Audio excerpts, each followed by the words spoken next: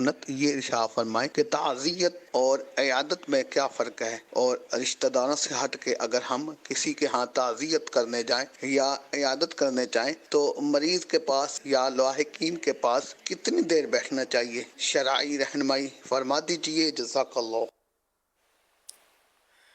تعزیت نقصان پر کی جاتی ہے، جیسے کہ کسی کا انتقال ہو جانا، یہ بھی اہل خانہ کے لیے، خاندان والوں کے لیے یہ نقصان ہوتا ہے، تو اس کی تعزیت بنے غم خواری کی جائے، اور سنت بھی ہے تعزیت کرنا۔ اور اس میں موقع کی مناسبت سے ہی تعزیت ہو سکتی ہے، ویسے بہتر یہ ہے کہ بلکہ ہاں یہ ہے کہ 3 دن کے اندر اندر تعزیت کر لے میت کی، کہ بعد میں کرنے سے پھر تجدید حزن، غم تازہ ہونے کی صورت پائی جا رہی ہے۔ تو 3 دن تو ویسے سوگ کے ہوتے، غم کے ہوتے، تو اسی دوران تعزیت ہو جائے، بعد میں منع ہے۔ ہاں اگر کوئی لیٹ ہو گیا کسی وجہ سے، سفر سے آیا ہے یا ملاقات نہیں ہو پائی، کوئی عذر ہو، تو 3 دن کے بعد بھی تعزیت کر لے، کوئی حرج نہیں ہے۔ تعزیت میں اس طرح کیا جائے کہ ان کو صبر کی تلقین کی جائے اور مرحوم کے لیے دعا کی جائے۔ اچھا، اب کسی مصیبت میں تعزیت کر رہا ہے تو اس میں یہ کہ صبر کی تلقین کرے، اور مطلب کوئی روایتیں وغیرہ آتی ہیں 100% فضیلت کی، مصیبت کی فضائل میں، تو وہ بیان کی جا سکتی ہے۔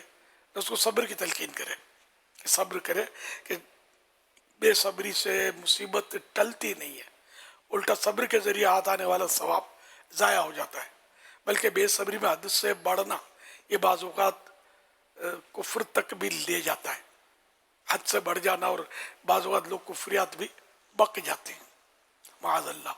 اس طرح انتقال ہو جاتا ہے کسی کا، تب بھی بعض لوگ کفریات بک دیتے ہیں کہ یا اللہ تجھے اس کی کیا ضرورت ہے، ایسی کیا ضرورت پڑ گئی جو اس کو اٹھا لیا۔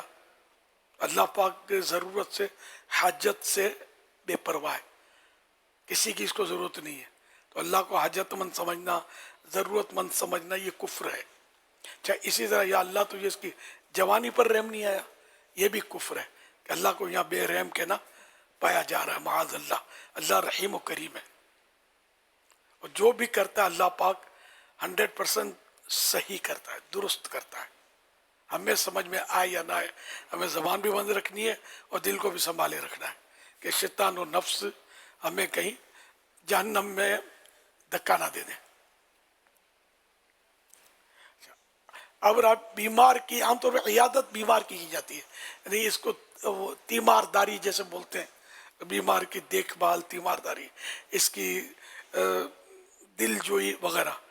حدیث مبارکہ میں ہے عیادت اتنے وقت تک کی جائے کہ جتنا وقت اونٹنی کا دودھ دوہنے میں لگتا ہے، دودھ کی چوائی کرتے نا، اونٹنی کا دودھ نکالنے کے وقت تک کرے، بعض یعنی مختصر وقت کے لیے مریض کے پاس بیٹھنا مستحب ہے، کیونکہ مریض مرض میں مبتلا ہے، اب ممکن ہے کہ اس کو کوئی حاجت ہو اور ہمارے بیٹھنے کے سبب وہ رکا رہے۔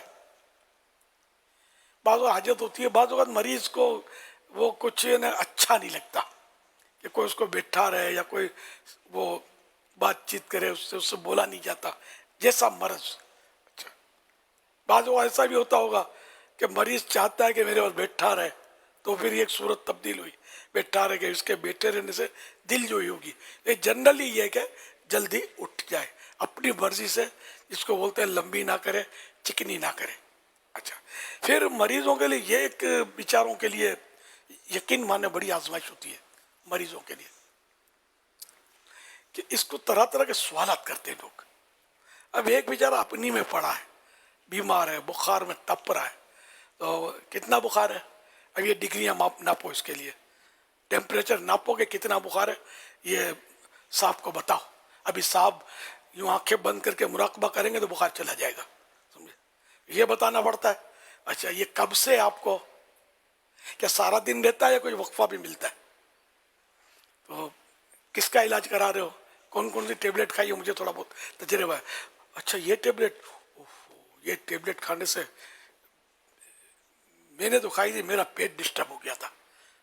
اب تیرا پیٹ ڈسٹرب ہو, تیرے پیٹ کا قصور ہوگا نا, اس بیچارے کو کھانے دے جو ڈاکٹر نے کھلایا. تو یوں لوگ اپنی ڈاکٹری, میرے یہ تجربہ ہے, میرا وہ تجربہ ہے. حالانکہ فزیکلی سب کے الگ الگ وہ مطلب مزاج ہوتے ہیں, تو ہر ایک کو ایک دوا نہیں چلتی, ورنہ تو اتنی دوائیں ہوتی نہیں.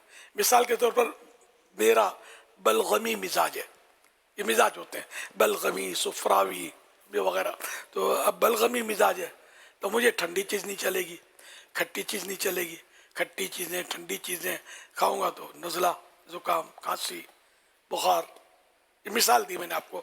آپ کا سفراوی مزاج ہے, شہد میں شفا ہے نا, اگر آپ کا مزاج سفراوی ہے آپ کو شہد موافق نہیں آئے گا. تو جو حدیثوں میں یا قرآن میں جو یہ ہوتا ہے نا کہ اس میں شفا, اس میں یہ, تو اس میں بھی کہ تفاسیر میں اس کی شروعات میں یہ ہوتا ہے کہ علاج کرنا ہے تو طبیب سے مشورہ کر لو, کہ طبیب کو آپ کے مزاج کا پتہ چلتا ہے کہ اس کو کون سی چیز موافق آئے گی, کون سی نہیں آئے گی.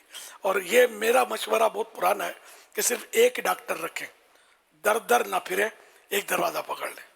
ایک ڈاکٹر کو آپ کا مزاج پتہ چل جائے گا کہ اس کو کون سی دوا چلتی ہے, کون سی نہیں چلتی.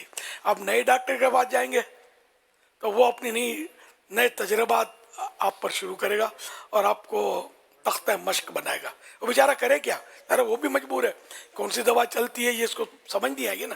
تو اس لیے ایک ڈاکٹر ہوگا, اس کو مزاج پتہ ہوگا, آپ کا فائدہ